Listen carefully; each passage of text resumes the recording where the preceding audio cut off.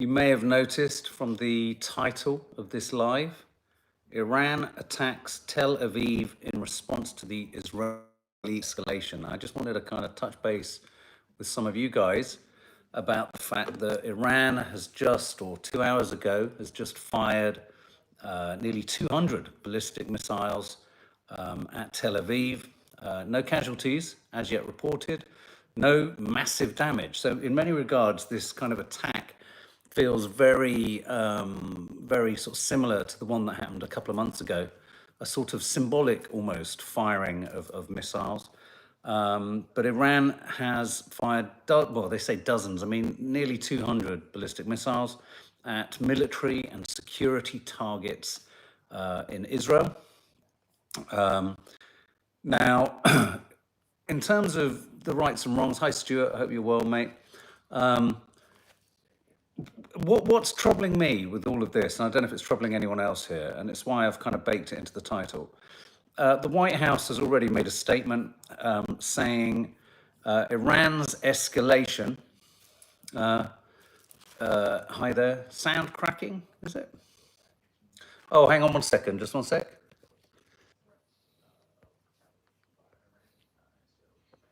Ooh. Is that any better? Is that any better? Let me just, is that any better? Is that better? Yeah? Better?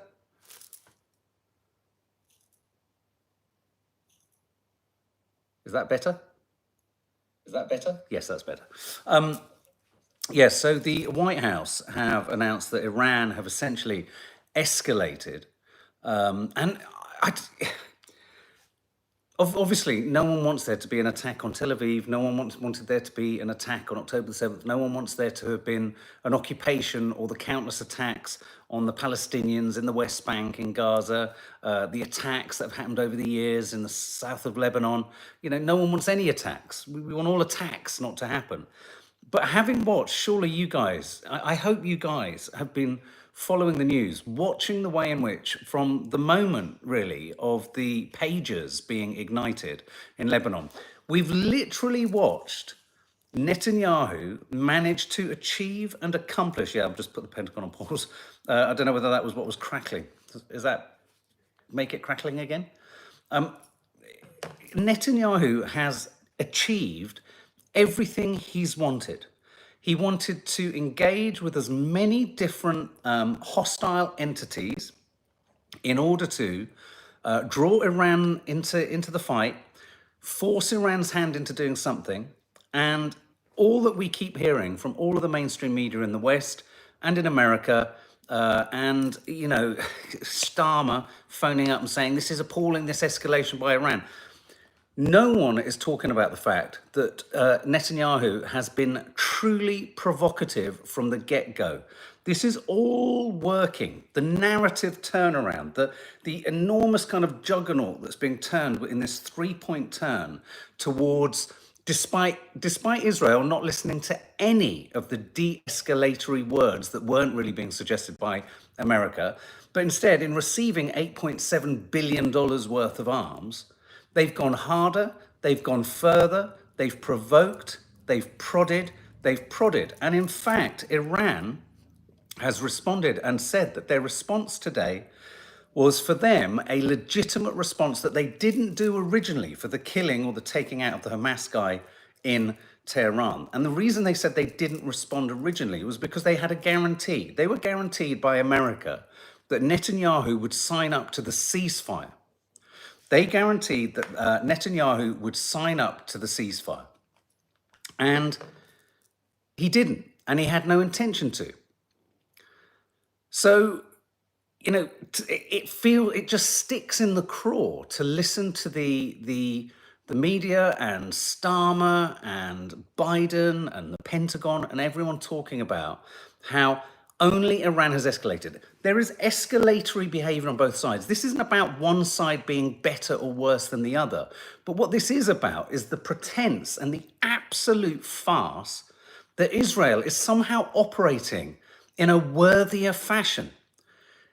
Netanyahu has had zero regard for any diplomatic endpoint to any of this. He's still not even talking about an endpoint.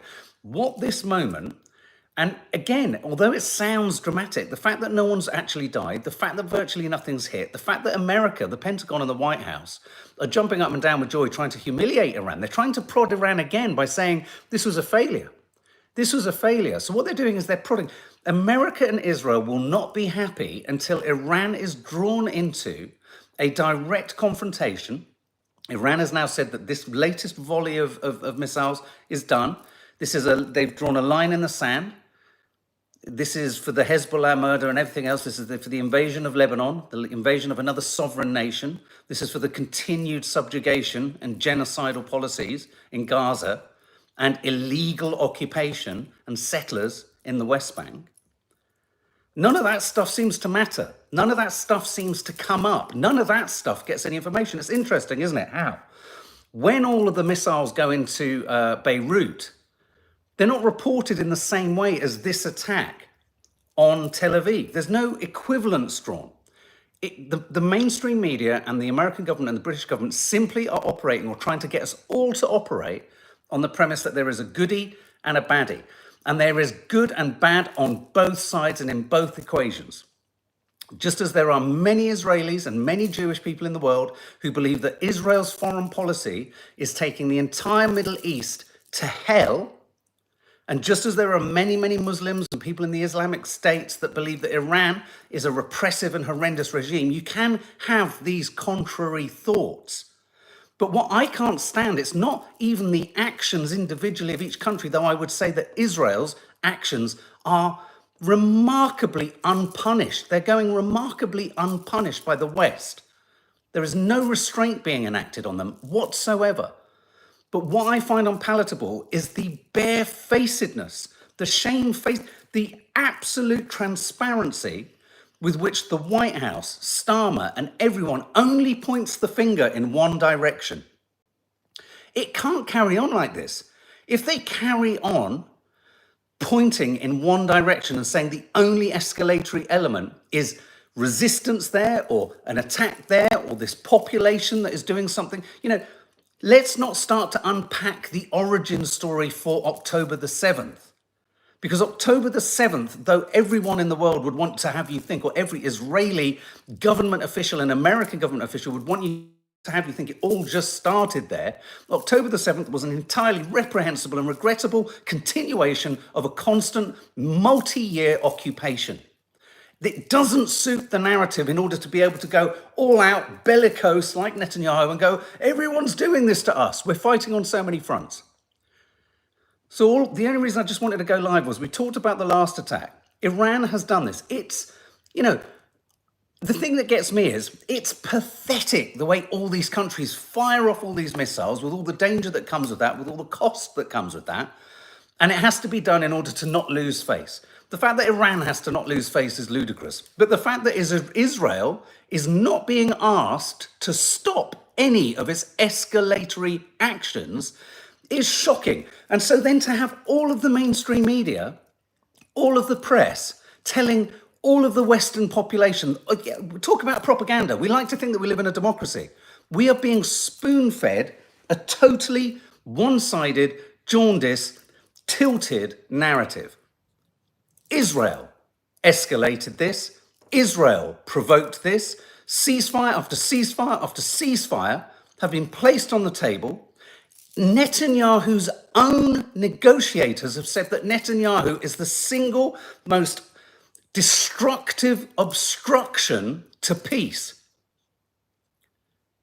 And so for us to have to sit here now, where actually, I'm going to say something quite provocative here, baked into even this sort of, we've got to demonstrate strength from Iran, even baked into this assault that's happened tonight, there is an element of restraint that Netanyahu doesn't want, that America doesn't want. They want Iran to completely lose its shit.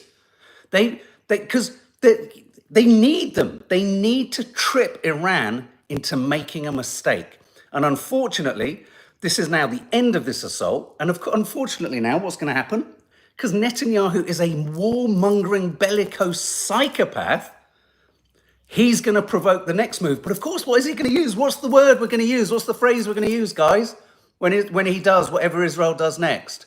Self-defense. Self-defense. But guess what? Palestinians aren't allowed to self-defend. West Bankians aren't allowed to self-defend. The Lebanese aren't allowed to self-defend. Iran isn't allowed to self-defend. Because why? Because if they do, they are all called terrorists. It is astonishing. It is astonishing. The gaslighting at work. And as I watch every single news story come up tonight, every single news outlet, including places like The Guardian, are all steering this towards Iran's escalatory actions. Iran didn't respond. They went to the United Nations and behind the scenes diplomatically were waiting for the ceasefire that America had promised them Netanyahu had signed. And it didn't materialize. So as you watch this story unfold, just remember, there is one person wanting this war.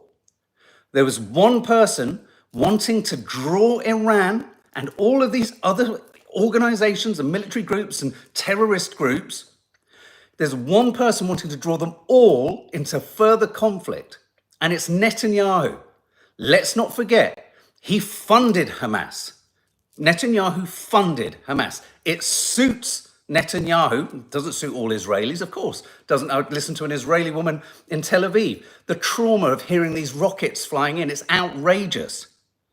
But if you listen to the 57 Arab nations and their foreign ministers all saying that they will guarantee and can all guarantee and want to guarantee Israel's safety and security, so long as a two-state solution for Palestine is secured, why? There is one block to all of this.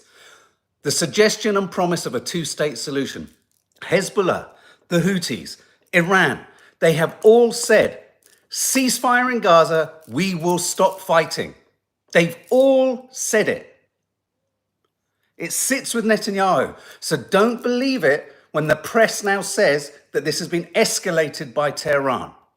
I can't stand Tehran. I can't stand the regime. It's horrible. But in this instance, you've got to call it out. You've got to look at the situation and call out what's going on here. And America, shame on America. Shame on America with these assholes standing up in the White House with this supercilious kind of certainty. Absolutely outrageous. Anyway, sorry, I just had to share that with you all. Oh, okay, guys, we'll see you in the morning where the story will have evolved. And who knows, Netanyahu may have pressed the actual nuke button because I think that's what he's going for next, if I'm honest.